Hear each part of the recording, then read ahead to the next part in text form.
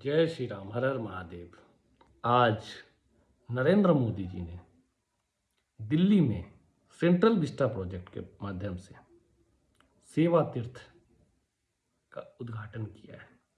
आज से प्रधानमंत्री कार्यालय और भारत सरकार के अनेक मंत्रालय, जिसमें से रक्षा मंत्रालय, गृह विभाग, अब सेवा तीर्थ में फंक्शन करेंगे। और अनेक, आपको याद होगा जब सेंट्रल विस्तारा प्रोजेक्ट चल रही थी तो इस प्रोजेक्ट को रोकने के लिए कांग्रेस और प्रमुख विपक्षी दलों ने कहा गए थे कोर्ट, सुप्रीम कोर्ट।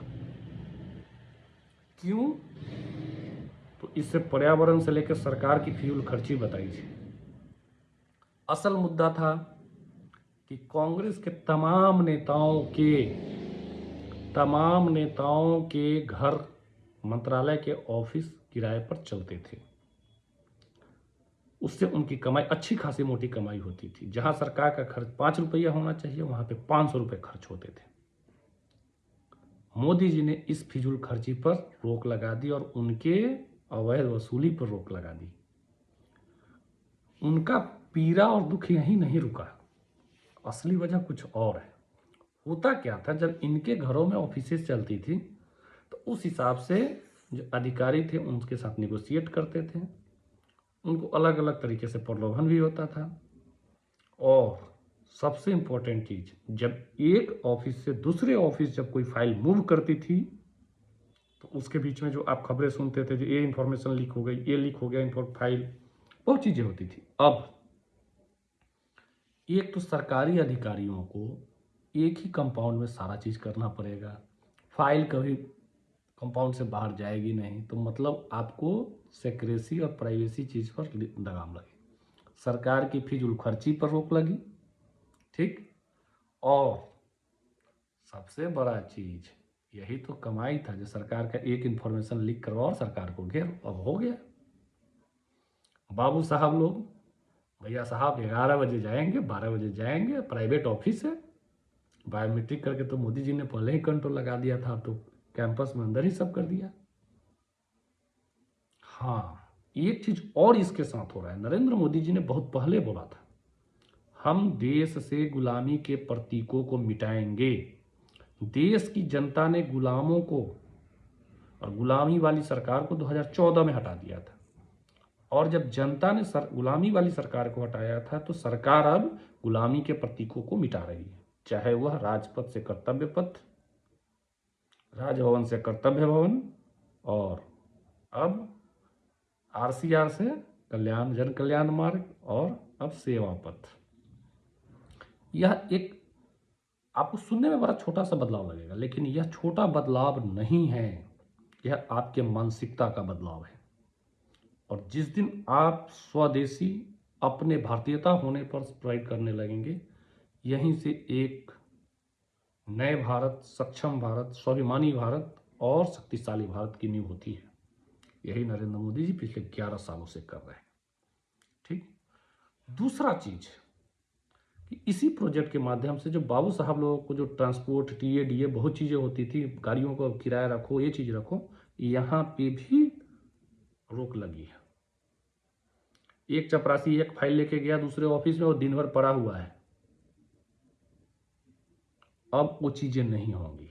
एक तो सब चीज डिजिटलाइज भी हो रहे हैं, साथ ही साथ अगर जो पेपर मैनुअल काम है वो भी विद इन द, ये भैया इस ऑफिस में गया कितना टाइम लगेगा, ठीक। हाँ, एक चीज और हुई है इसमें, कुछ बाबू लोग अब पचा नहीं पाएंगे, ठीक है, उनको तकलीफ हो रही है। क्योंकि पहले तो नवाब जी थे ना, अपनी मर्जी से जाना, अपनी मर्जी से आना, सरकार के 2 काम कर देना, हो गया मजदूरी में हटाना। अब वो चीज़ नहीं है। अब सरकार एवरी फीडबैक लेगी, प्रधानमंत्री स्वयं उस कार्यालय में रहेंगे, ठीक है। पता लगा प्रधानमंत्री जी सीधा किसी मुड़ुआ प्रधानमंत्री कार्यालय से किसी मंत्रालय में घूम गए, हो गया। आपकी अप टू डेट रहना पड़ेगी, एवरी टाइम होगा, होते रहेगा, हो चलता है, वो चीज़ें अब हट गई। दूसरा अब आते हैं, एक राजनीतिक मुद्दा है। आपको याद होगा जब 2022 लोकसभा विधानसभा इलेक्शन उत्तर प्रदेश के थे, उससे पहले एक धर्म संसद हुआ था, धर्म संसद नाम की ये चीज हुई थी हरिद्वार में। ठीक, धर्म संसद जो होता है वो हम अपने धर्म को कैसे मजबूत करेंगे, हम अपने धर्म की चीज़ों को लेकर जनता के बीच में कैसे जाएंगे, हम अपने सनातन को कैसे संगठित करेंगे, इस पे चर्चा होती है।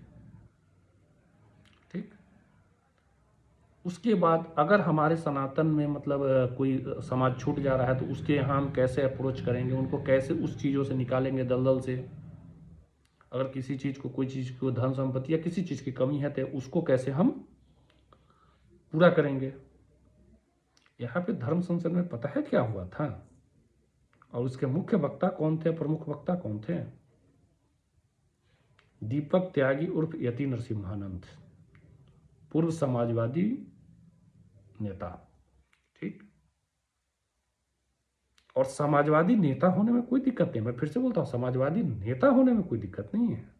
You have your political aspiration, you may still have the political aspiration. समस्या कहाँ होती है? समस्या वहां होती है जब दीपक त्यागी उर्फ यति नरसिम्हानंद गाली किसको देते हैं? भारत के सुप्रीम कोर्ट को, भारत के राष्ट्रपति को, भारत के संविधान को, और भारत का एक समुदाय को। और समुदाय को गाली इसलिए देते हैं ताकि उनको ट्रैक्शन मिले, ताकि उनको जो हिंदू समाज का उग्र विभाग है, उग्र विभाग में मैं नहीं बोलूँगा, वह विभाग जो युवा है, उनको लगता है इससे बड़ा तो हिंदू का हितैषी कोई नहीं है। कहाँ ये देते हैं वो देखिए, उत्तराखंड में, वहाँ पे बीजेपी की सरकार, रहते कहाँ है। उसके बाद वहाँ से वो आए थे प्रयागराज में, एक ऐसे ही धर्म संसद का, वहाँ भी बवाल किया था। क्यों? क्योंकि उत्तर प्रदेश की सरकार थी। उत्तर प्रदेश की सरकार अगर कार्रवाई करती है तो देखें, बोलेंगे देखिए हिंदुओं की विरोधी सरकार है। और आपको याद होगा 2022 इलेक्शन से पहले एक विकास दुबे जैसे अपराधी को भी ब्राह्मण बनाया गया था, जबकि वह एक अपराधी था। अगर आतिक अहमद अपराधी है, मुख्तार अंसारी अपराधी है, तो वह भी एक अपराधी था, और अपराधी कुत्ते की मौत मारा गया, बड़ा स्पष्ट है। लेकिन उसको जाति दे दिया गया। वैसे ही आजकल दीपक त्यागी अपने चमचों के माध्यम से कभी योगी सरकार तो कभी मोदी सरकार पर टारगेट करती है। रिसेंट एग्जांपल यूजीसी है। एक सबसे मजेदार बात बताऊं, त्यागी जी का एक स्कूल चलता है डासना मठ, जाइएगा वहाँ पता कीजिएगा जब उस स्कूल के आसपास किसकी पॉपुलेशन ज़्यादा है और स्कूल में किसके बच्चे ज़्यादा पढ़ते हैं। यह वह समाज है जो सिर्फ व्हाट्सएप स्टेटस के आधार पर कन्हैया लाल का हत्या कर दिया था। व्हाट्सएप स्टेटस के आधार पर उमेश कोल्हे जी की हत्या हुई थी महाराष्ट्र में। वह समाज इतना अगर होने के बाद अगर बर्दाश्त कर रही है तो समझ जाइए खेल क्या है। खेल यह है कि उत्तर प्रदेश के पश्चिमी भाग में त्यागी समाज एक निर्णायक वोटर की भूमिका निभाता है। सरकार को मजबूर करो इनके खिलाफ कार्रवाई करने के लिए, नहीं तो संकल्पता करते रहेंगे। और अगर कार्रवाई हो तो देखो त्यागी समाज पर कार्रवाई हो गई, समाज साधु समाज पर कार्रवाई होगी। ठीक, ये चीजें हुई। अब यहां कार्रवाई होने के बाद फिर समझ लीजिए। लेकिन पता है आपको एक अच्छी बात, जैसे बिहार में भूमिहार समाज रिसेंट में योगी जी को, मोदी जी को नीतीश कुमार को खूब गाली देता है, जो है वो हकीकत बात बता रहा हूँ। उनको लगता है जो हमको जो मिलना चाहिए वो नहीं मिला, लेकिन मिला उनको ही है सबसे ज़्यादा। मैं फिर से बोला हूँ, सबसे ज़्यादा मिला है। भूमिहार समाज को बिहार में इससे ज़्यादा कुछ नहीं है, सुरक्षा मिल जाए, बिजली मिल जाए, सड़क मिल जाए, बाकी हम खुद कर लेंगे। वो चीज़ें हमने करके दिखाई है।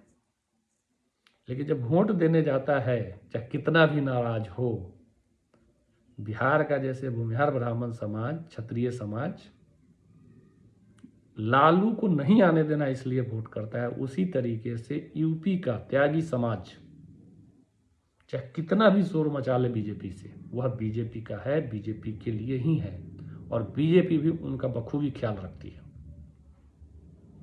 चाहिए उन गांवों में जहां त्यागी समाज के हुआ करते थे लोग, और समाजवादी गुंडों ने कैसे वहां पर आतंक फैलाया था, मायावती के लोगों ने कैसे आतंक फैलाया था उनके शासनकाल में, उस चीज़ को भूले नहीं हैं और न हम भूलने देंगे, क्योंकि गलती से हमारे अंदर वह सोच आ गई कि ये अच्छे हो सकते हैं। तो बस हमें उन्हें यह याद दिलाना है कि भेड़िया कभी शाकाहारी नहीं हो सकता है।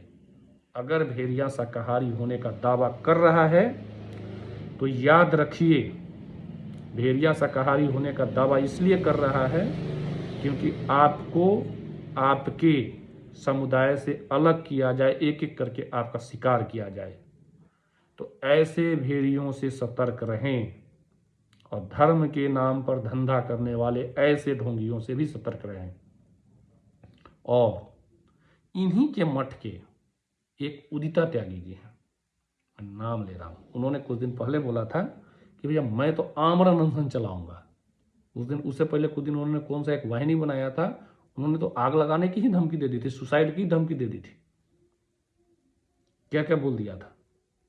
5 दिन आमरण अनशन रही दिखाने के लिए, अंदर से क्या खाया हो तो पता ही आपको, जैसे एक जोशीमठ वाले बाबा खा लिए थे।